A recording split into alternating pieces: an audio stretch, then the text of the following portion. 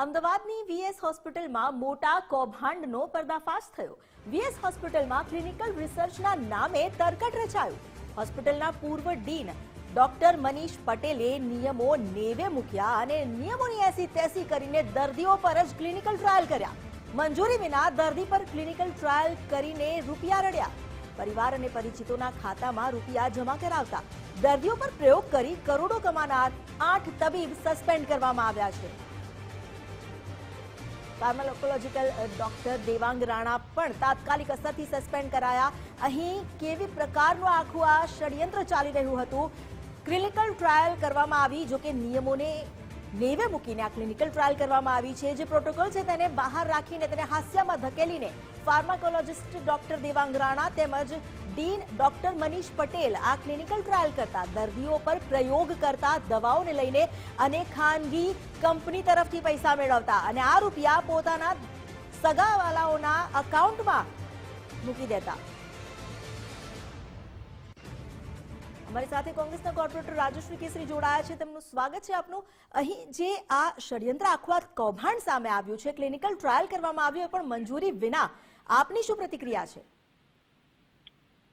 મારી આ બજેટમાં રજૂઆત હતી કે આવી એક એથિકલ કમિટી છે। આ એથિકલ કમિટી કમિશનરશ્રી અને મેયરશ્રીની જાણ બહાર આ કરવામાં આવેલી અને આ કમિટીમાં વીએસ હોસ્પિટલના ડોક્ટરો અને એચવીપી હોસ્પિટલના ડોક્ટરો આ બધાએ ભેગા મળીને આ કમિટીમાં રચી અને કૌભાંડ આચર્યું।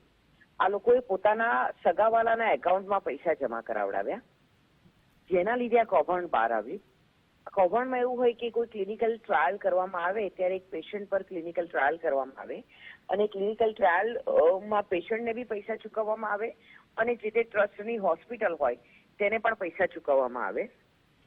આપણા કેસમાં એવું થયું કે જે તે હોસ્પિટલને પૈસા ચૂકવવાના બદલે ડોક્ટરોએ પોતાના એકાઉન્ટમાં પૈસા ટ્રાન્સફર કરી લીધા અને એની માટે થઈને આ કૌભાંડ મારા હાથમાં આવેલું અને મેં આ કૌભાંડને બહાર પાડેલું હતું, જેની મેં બજેટમાં રજૂઆત કરી હતી, જેને મેં કમિશનર સાહેબને રજૂઆત કરતા આપણે આ કૌભાંડની માટે વિજિલન્સ તપાસ કમિશનર સાહેબે રચી હતી અને જેના લીધે ગઈકાલે 9 જણાને સસ્પેન્ડ કરવામાં આવ્યા છે।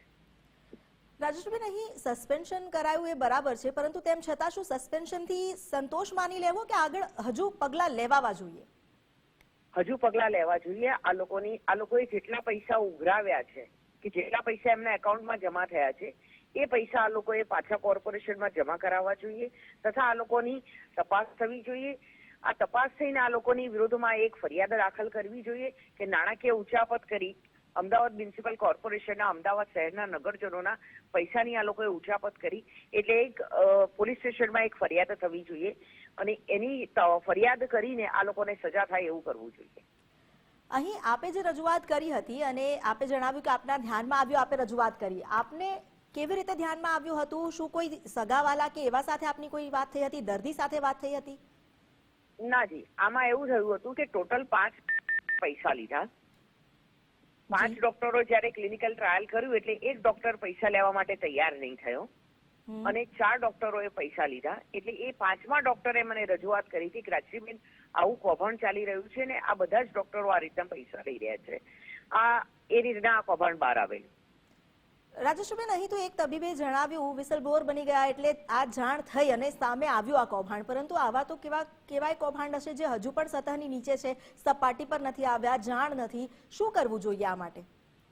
આની માટે એક અલગ જ કમિટી રચવી જોઈએ। આ કમિટી જે એથિકલ કમિટી છે એમાં કમિશનર સાહેબ, મેયરશ્રી અને જે વીએસ હોસ્પિટલના જે લોકો છે કે જેની અંદર છે કમિટીમાં છે, એ વીએસ હોસ્પિટલની કમિટીના લોકોની સાથે કમિટી રચવી જોઈએ અને આવી કોઈ એથિકલ કમિટી બનાવવી જોઈએ કે જેથી કોઈ પણ પેશન્ટની કે ક્લિનિકલ ટ્રાયલ, કોઈ દવા ઇન્ટાસ વાળો કે ઝાયડસ વાળો કોઈ પણ આવીને અંદર ક્લિનિકલ ટ્રાયલ કરે તો એની પૂરેપૂરી માહિતી કમિશનર સાહેબને હોવી જોઈએ અને પૈસા ફક્ત ને ફક્ત વીએસ હોસ્પિટલમાં આવવા જોઈએ એવી કમિટી રચવી જોઈએ। જી રાજેશબેન, આપનો આભાર, આપ અમારી સાથે જોડાયા અને વાત કરી દીધી।